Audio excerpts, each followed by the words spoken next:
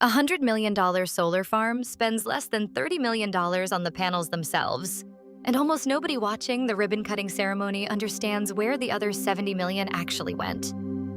By the end of this, you will know exactly how that money splits, why the least glamorous line items dominate the budget, and why the panels, the part everyone photographs, are almost an afterthought in the financial engineering of the whole project. Let's start with what a utility-scale solar farm actually is, because the mental image most people carry is wrong. It is not a field of panels with some wires running to a substation. It is a power plant, and power plants are judged on one metric above all others. Can they deliver electricity reliably, on contract for 25 to 35 years, without surprises?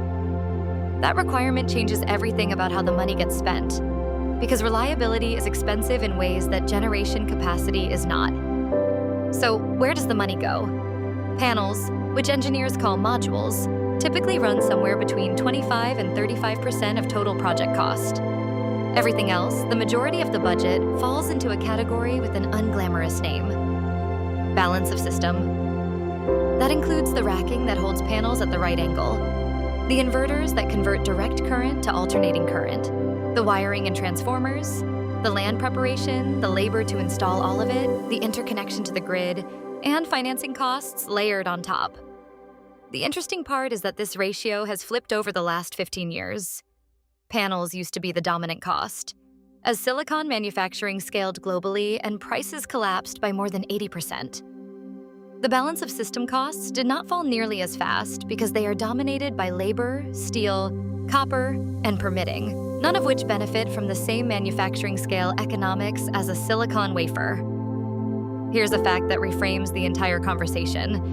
Inverters, the boxes that make solar power usable at all, cost a small fraction of what panels cost, yet they receive an outsized share of engineering attention and cause a disproportionate share of downtime. The reason is not that inverters are exotic.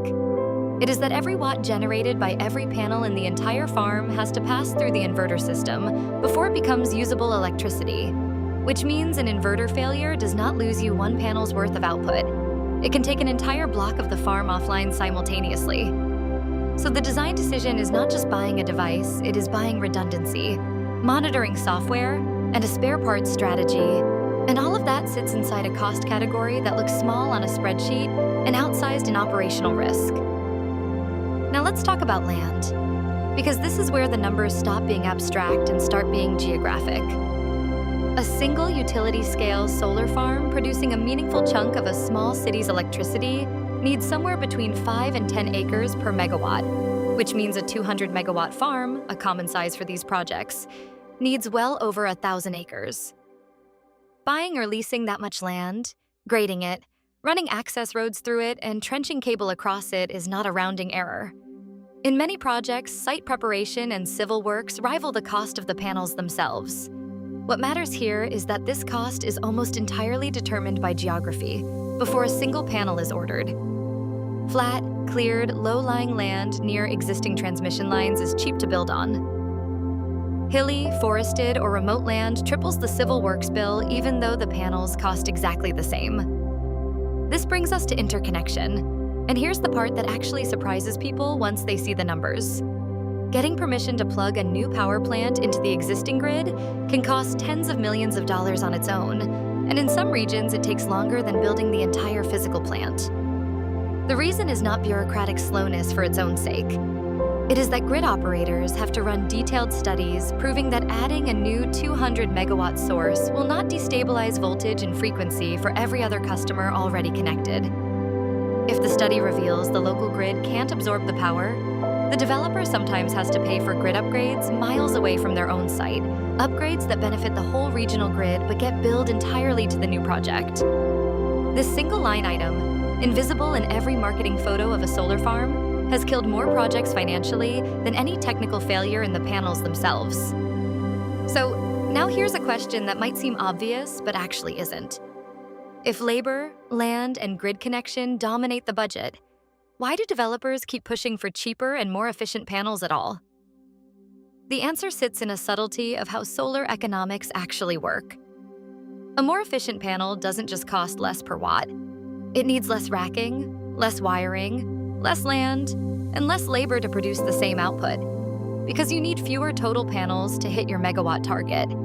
That means every incremental improvement in panel efficiency triggers a chain reaction that reduces cost across nearly every other category in the budget.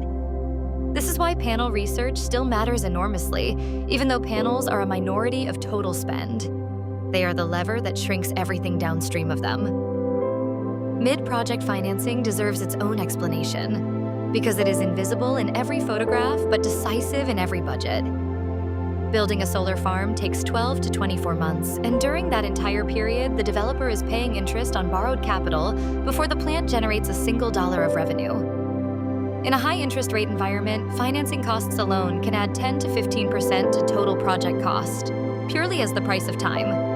Engineers sometimes forget this because it isn't a physical component you can point to.